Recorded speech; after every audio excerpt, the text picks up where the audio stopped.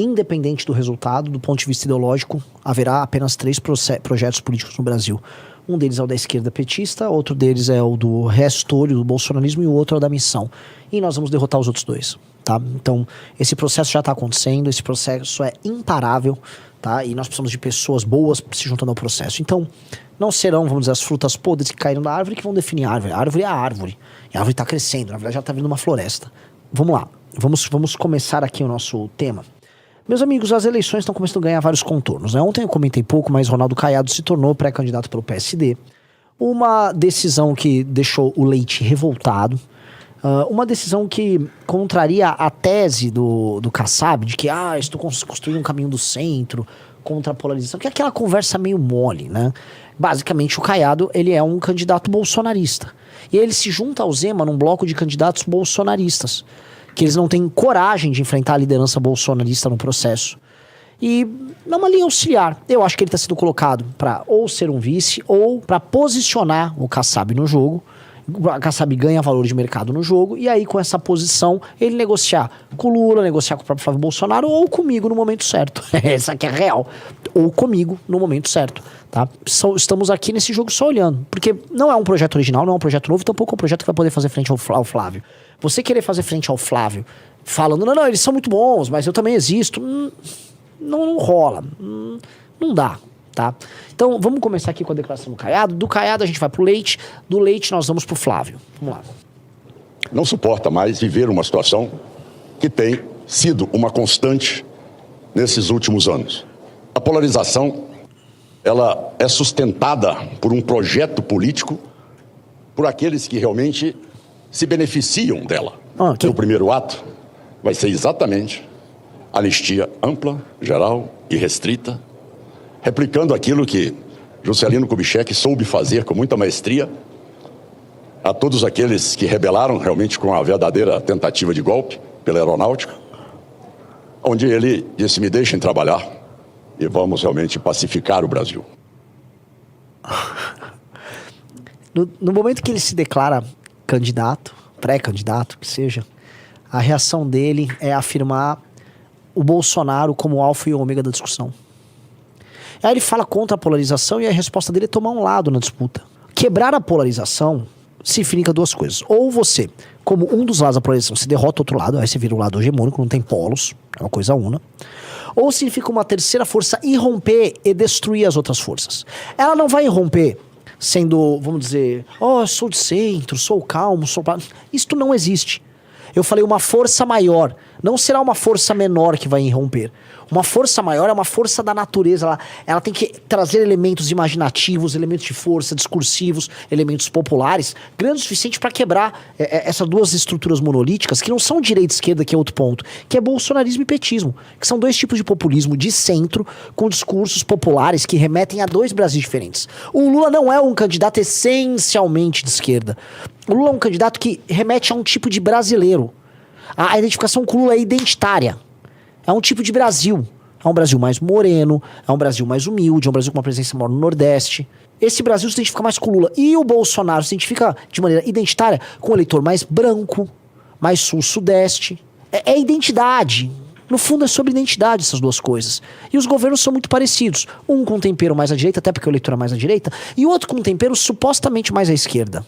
Aí você fala, mas Renan, e o eleitor ideológico do Lula? Aí é um eleitor ideológico do PT, que é um eleitor ideológico das esquerdas, que ele é mais branco, ele é altamente branco, ele tá nas faculdades, ele tá no funcionalismo público. É isso. Esse é um outro bloco que o PT tem. Pega aqui e coloca. Assim como o bolsonarismo busca outro bloco com o centrão, que também pega uns eleitores diferentes. É isso. É um fenômeno identitário. As discussões poucos são ideológicas. As discussões são sobre adesão à personalidade. Ok? Adesão à personalidade. Tá dada a adesão à personalidade aqui, tá? O Caiado, ele só tá tomando o lado do exército do Bolsonaro. Então, essa a primeira coisa que você faz quando você coloca um pré-candidato? Essa alternativa? Aí vai falar, não, porque eu fui um grande governador no Goiás.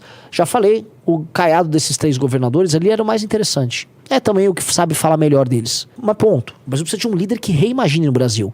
E não um líder que imagine o Brasil do Bolsonaro e que possa executar isso um pouco melhor do que eles. Não, isso não é suficiente.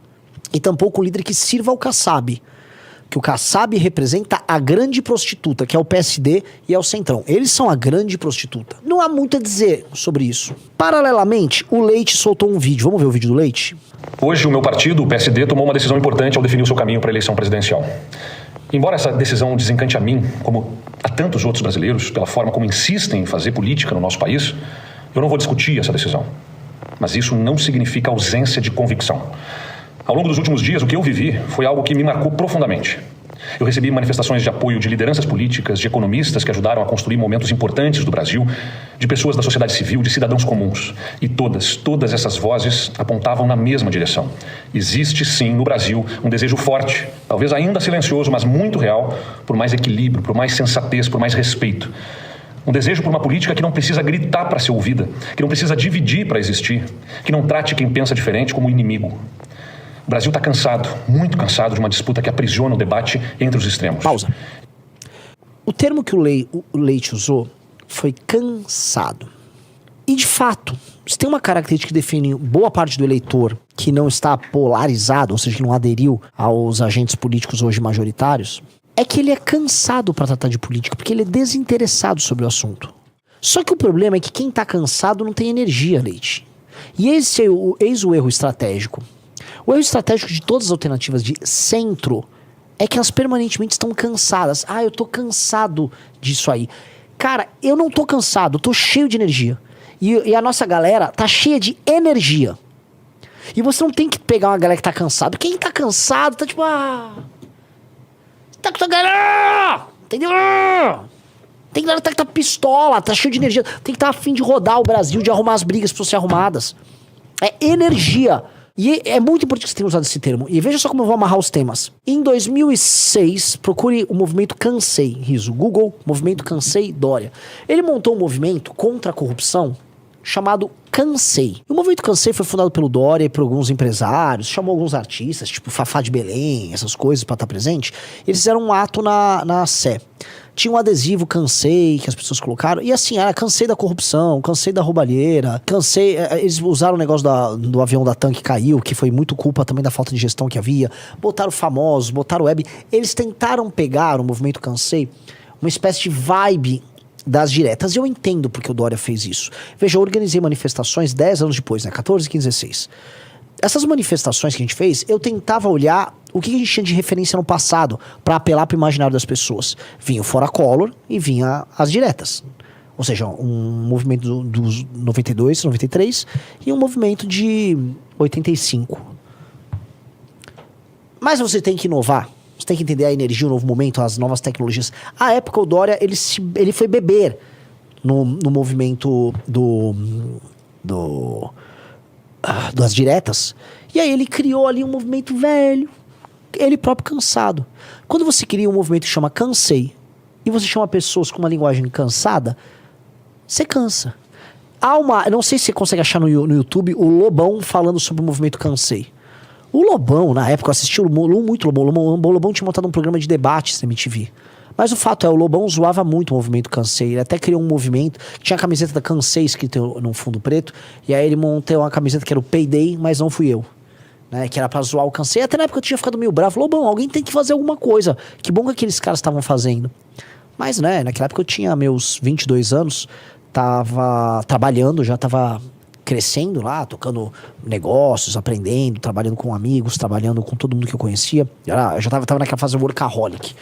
E eu simplesmente abdiquei de fazer a luta política. Mas eu fiquei na época curioso. Então, isso remete ao Dória, que nós vamos falar daqui a pouco. Mas o movimento Cansei e o argumento dos cansados não vence. Ficar cansado não ganha. Quem tá cansado perde. O cansado tá cansado. Tá? E aí o discurso do Leite, portanto, não passa energia. Se não passa energia, não passa liderança. E é isso. Vamos lá. E com toda franqueza, a decisão tomada pelo partido tende a manter esse ambiente de polarização radicalizada que tanto limita o nosso país. Eu acredito num outro caminho. Eu acredito num centro liberal, democrático de verdade. Pausa. Não como uma... Leite, veja, havia algum grau de radicalismo no discurso do Bolsonaro para 2018. Havia no PT da Dilma, na propaganda, um discurso radical em 2014. Definitivamente não houve 22 discursos radicais, nem do Lula, nem do Bolsonaro. O Lula tava falando em frente ampla, botou o Alckmin de vice, chamou o banqueiro para ajudar ele. E o Bolsonaro tentou comprar o voto das pessoas. Já em 22 não havia discurso radical. Você está repetindo uma coisa que funciona para pessoas de centro como se fosse uma espécie de um mantra. Não, eles são os radicais, os extremos. Cara, eles não são radicais, os extremos. E eles estão errados em não ser. Porque os problemas brasileiros são muito grandes e eles demandam uma ação muito mais incisiva. Eles estão cansados. Você está enfrentando dois caras com fadiga de material, com discursos cansados. O Flávio, hoje, fez mais uma lei anti-homem. O Flávio, mais uma vez, aderiu à agenda feminista desesperado que está pelo voto feminino. Isso não é a postura de um radical. Isso é a postura de um político oportunista do centrão. Então não adianta repetir como mantra. Eu vou colocar aqui. Eu acho o Leite um sujeito decente. O Leite, entraram alguns governadores reformistas à direita. Entrou o Leite nos gaúchos. Entrou o bombeiro... Como é que é?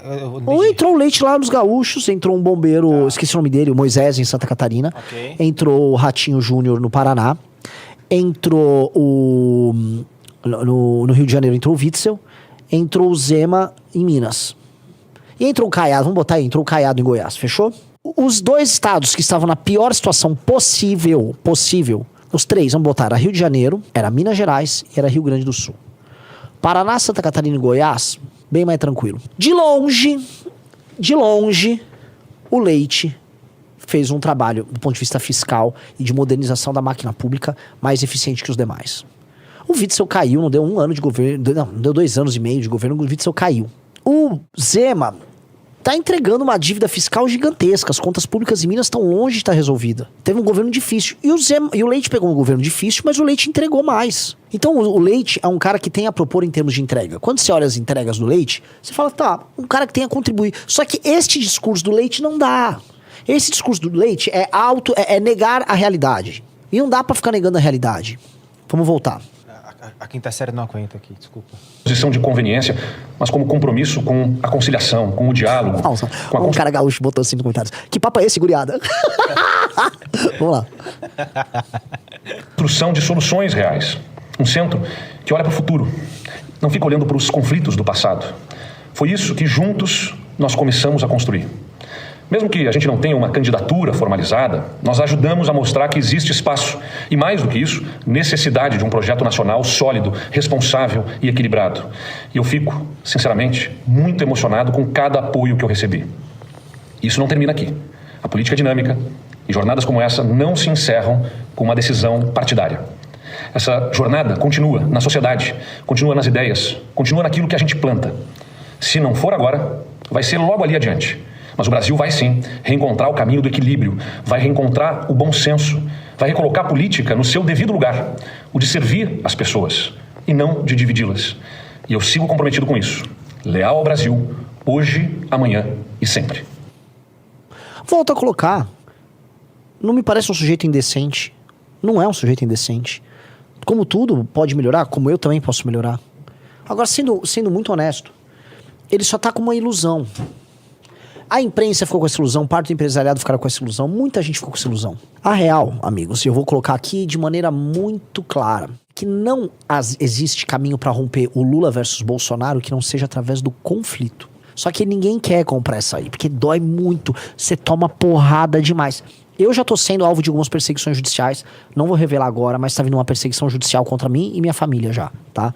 Já tô de olho nisso, vocês vão saber logo mais. Estão voltando, sabe aqueles velhos ataques que faziam contra a minha família? Estão preparando um novo. Agora, foi nos últimos dias. E a questão é que a gente já ganhou a maldade aí. Então, o jogo é muito duro, o jogo é muito, muito pesado, tá? Mas assim, não é pouco, é muito pesado. E eles não querem fazer esse jogo. Eles acham que vão ganhar o jogo por WO, porque o Centrão sempre ganha o jogo por WO. O Centrão, na ausência de posição, ou seja, ao ficar fora da briga, ele vira uma espécie de uma plateia, que fica vendo o pessoal, né, se degladiar ali dentro, e aí joga e torce pra um, mas é aquela plateia que depois torce pro outro, e pro outro, pro outro. O Centrão é a plateia dos filmes do Rocky Balboa. Você já viu o filme do Rocky? O filme do Rock é sempre assim, o Rock vai lutar em algum lugar, a galera começa torcendo pro cara A, e aí termina torcendo pro Rock no final.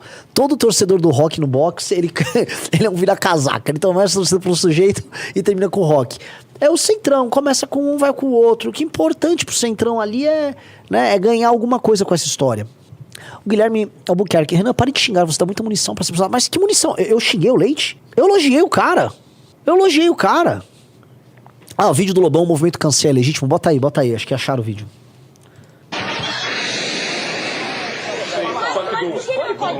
Estamos de volta ao MCV Debate. Nós estamos percebendo que a cidadania está eclodindo aqui na nossa mesa. E eu vou tentar pegar aqui no nosso mural. Olha lá quem tá lá! Atenção. O Ricardo Salles. Por favor. Eu vou ler uma coisa, por favor. estadual em São Paulo. Gente, nós vamos fazer uma coisa que nós precisamos, que faz parte do nosso programa. Eu vou botar moral por toda a democracia, por favor. Eu vou dar porrada. Por favor, silêncio. Eu quero dizer o seguinte, eu vou ler o nosso mural aqui.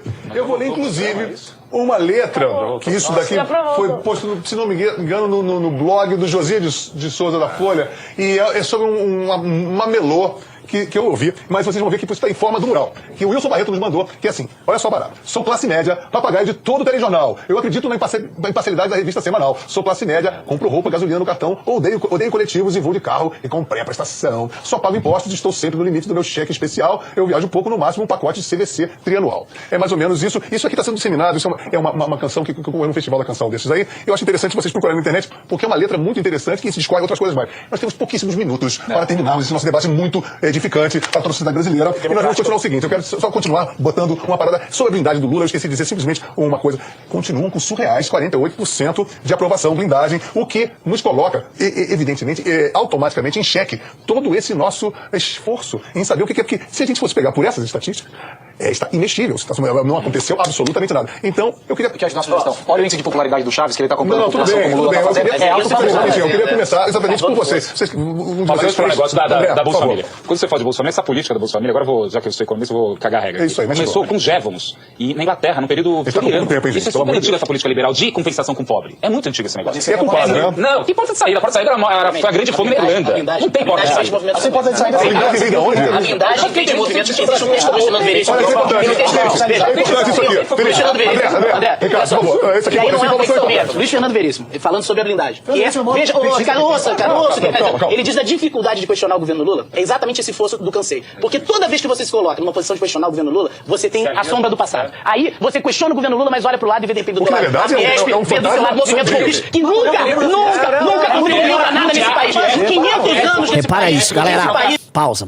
Isso aqui era uma discussão sobre o movimento Cansei, que o Lobão tava chamando em 2006, e as categorias de discussão são mais ou menos as mesmas até hoje. O Lobão, cara, falem o que quiser do Lobão. O Lobão é um cara que sempre tá uns 2, 3 passos à frente da galera. Isso aqui é 2006. 2006, ele já tava criando debates de internet. É ou não é? Isso poderia ser um programa do Vilela. Sim.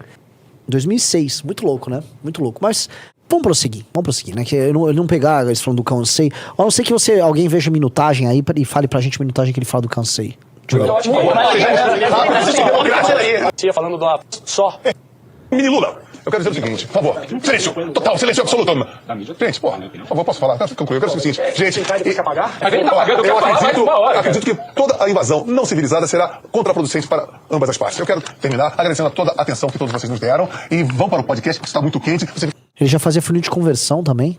Sai da TV, que era a boca do funil, e jogava podcast, ó. Um cara, essa era a vibe mesmo, que o cara do governo era tipo, você já viu que o cara já falava em golpe. Quem era a favor de investigações sobre o mensalão era chamado de golpista. O Lula denunciou que era golpismo que estava acontecendo no Brasil. Porque uma turma dele roubou demais.